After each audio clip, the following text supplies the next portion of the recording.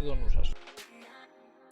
Έχουμε το μεσημεριανό μας εδώ, το οποίο είναι από το σούπερ μάρκετ, ντολμαδάκια, κονσέρβα και τόνος κονσέρβα.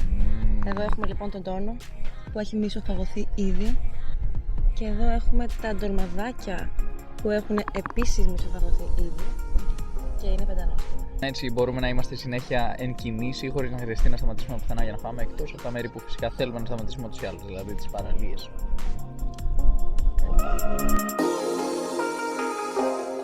Με την ενέργεια του ντολμά πάμε να συνεχίσουμε τα κρεβατικά μας κάτω από τον ζεστό ήλιο του Σεπτέμβρη.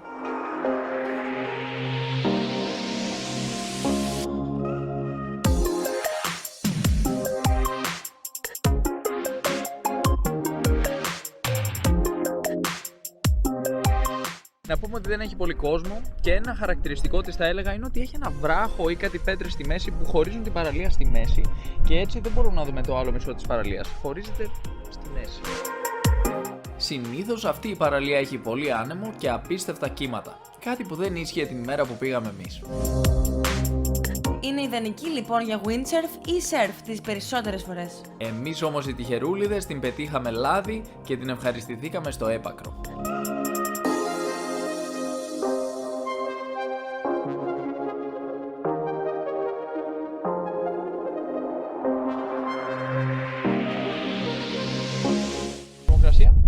Η θερμοκρασία είναι δροσερή, ό,τι πρέπει και χωρίς να έχω γυαλάκια, με τα μάτια μου είδα ότι κάτω από το βυθό έχει κάτι ωραίες πέτρες, αξίζει να φέρετε μάσκα.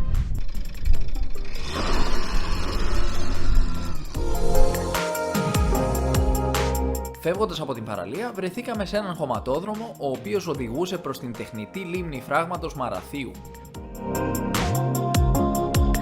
Είναι μια όμορφη διαδρομή που μπορείς να κάνεις με την γουρούνα, την οποία πολλοί επιλέγουν για να θαυμάσουν με ησυχία τις ομορφιές της Μυκόνου.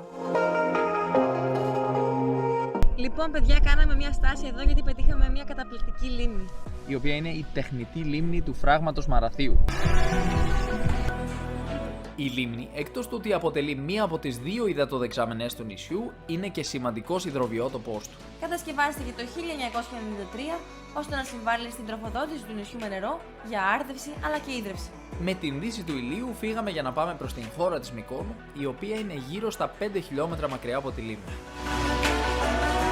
Ήρθε η ώρα να γεμίσουμε τη βενζίνη, παιδιά, να είμαστε σίγουροι γιατί εντάξει, γυρνάμε αρκετά εμείς στο νησί, οπότε θέλουμε να είμαστε σίγουροι ότι δεν θα μείνουμε στη μέση του πουθενά χωρίς βενζίνη. Η Μύκονος ανήκει στις Κυκλάδες και έχει πληθυσμό περίπου 10.000 άτομα. Για άλλη μια φορά επιστρέφουμε στους ανεμόμυλους για να παρακολουθήσουμε το δεύτερο ηλιοβασίλεμα εδώ στη Μύκονο. Έχει αρχίσει να δει και είναι σαν κρόκος αυγού. Εκεί ακριβώς δει αυτή τη στιγμή και βλέπουμε ανθρώπους, βάρκες, όλοι μαζεύονται εδώ για να παρακολουθήσουν αυτό το περίφημο ηλιοβασίλεμα της Μυκόνου.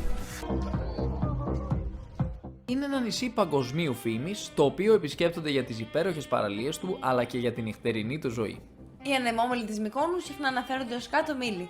Είναι ένα διάσημο αξιοθέατο του νησιού. Η ύπαρξη των ανεμόμυλων στην νησιωτική Ελλάδα χρονολογείται στις αρχές του 15ου αιώνα.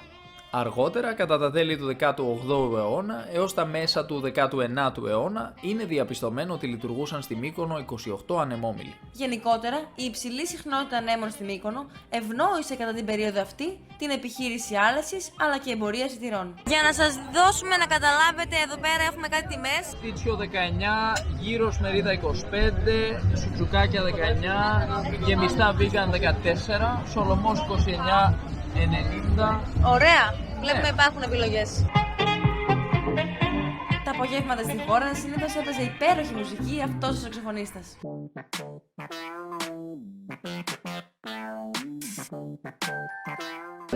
Για να πούμε ότι για να περπατήσεις εδώ υπάρχει ένα μικρό ρίσκο.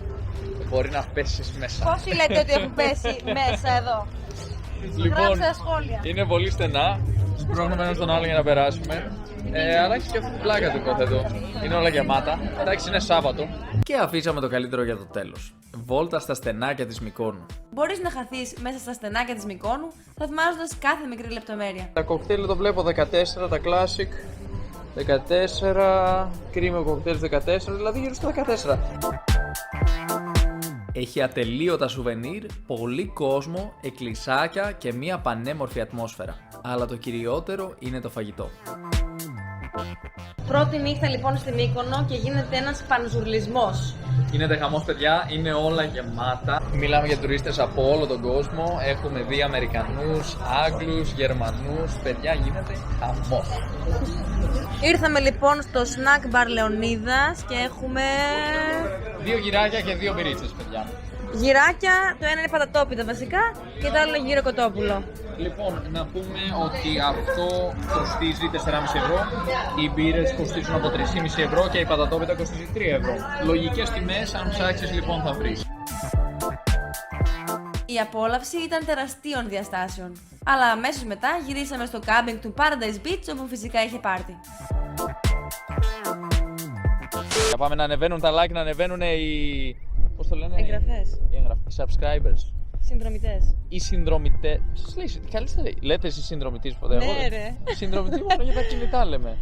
Να ανεβαίνουν οι subscribers και τα likes, παιδιά. Να δούμε μια σπουδαία γιατί από το YouTube Τίποτα. δεν βγαίνει κανένα. Βλέπουμε ένα τεράστιο σύννεφο. Το οποίο έφυγε ήδη. Drone, κάτσε ήσυχο. 2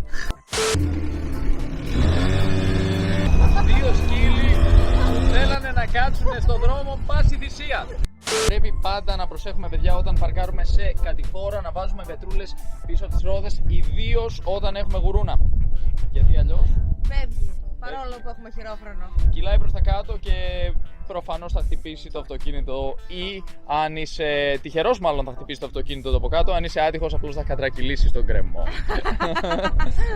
Φτάσαμε λοιπόν στην παραλία του Άγιου Σώστη.